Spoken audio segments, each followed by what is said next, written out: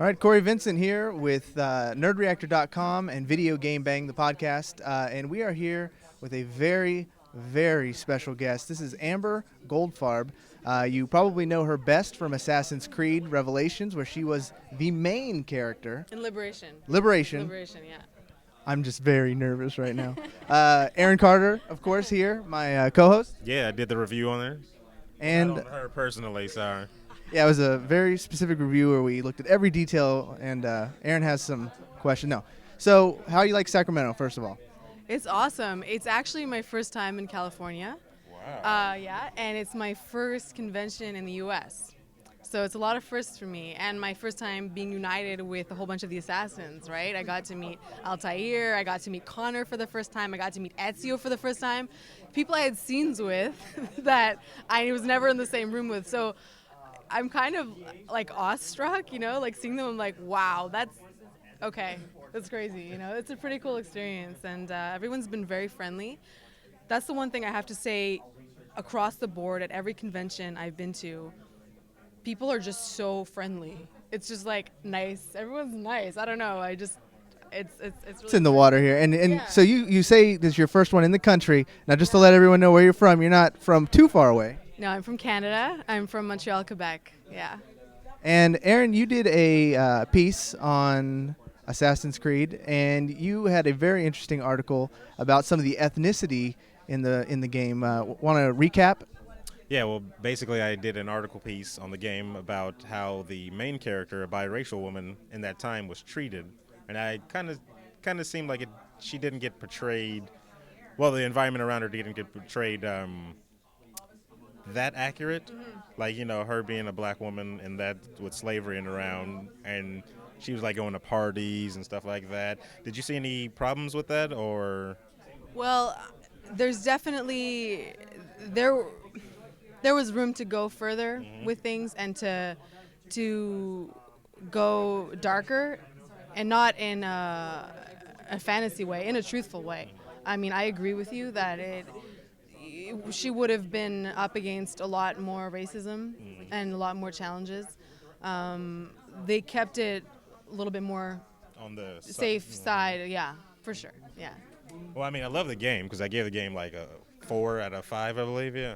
Aaron usually does not like video games. Wow. Even though he hosts a podcast, he's usually kind of a jerk. No, it was a good game. I really loved the game. The other thing about it, how did you feel having the main character be a strong, woman just in general as a lead role, as opposed to, all the other franchises being male leads, Altair, Ezio, and so forth? And to kind of piggyback on that, like, what kind of pressure did it put on you? Because really, it's a unicorn to find a very strong biracial character in video games. It's a woman. Yeah. I was so happy to see it, and it was about time. Yeah. And it's about time we have more female protagonists and more protagonists of different genders as well, not just different sexes. I mean, it's time to just show a little bit more diversity in terms of the stories that we follow. Because at the end of the day, people want to play great characters and follow a great story. It's not about the gender or the sex of the character. If it's a great character, you'll be hooked. You know what I mean? So I think that it's time that that the community just completely embraces the fact that gamers want to see diversity. So does that mean we're seeing another Assassin's Creed female lead? Are you leaking something right now? No, I have nothing to say. Well, I mean, you guys have all heard the outcry about the multiplayer with with Unity, with Unity and everything like that. And I mentioned it earlier when I did the panel yesterday for Assassin's Creed. People are being vocal, and that's a great thing. If you are vocal about what you want to see, when the fans speak up, I mean, you are the buyers, and hopefully the publishers and the companies are going to listen to that, and I think they will.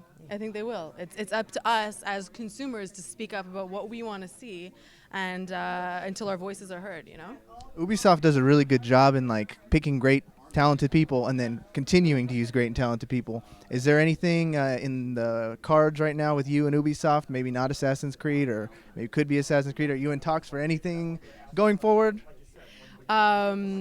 Not really, no. I mean, I'm constantly working on games. I'm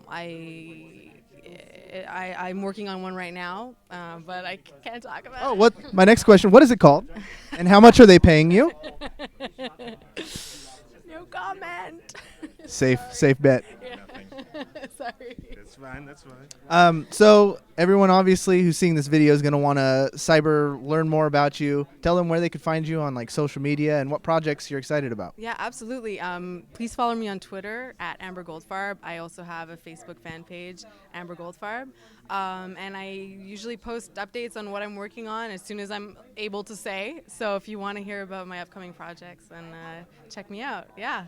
And she actually favorites and retweets people that the fans do. So I was very excited that she did that for me. Thank you. It meant a lot. My pleasure. I love to have a rapport with the audience, so it's my pleasure.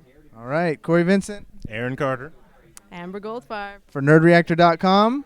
We'll see you on the internet.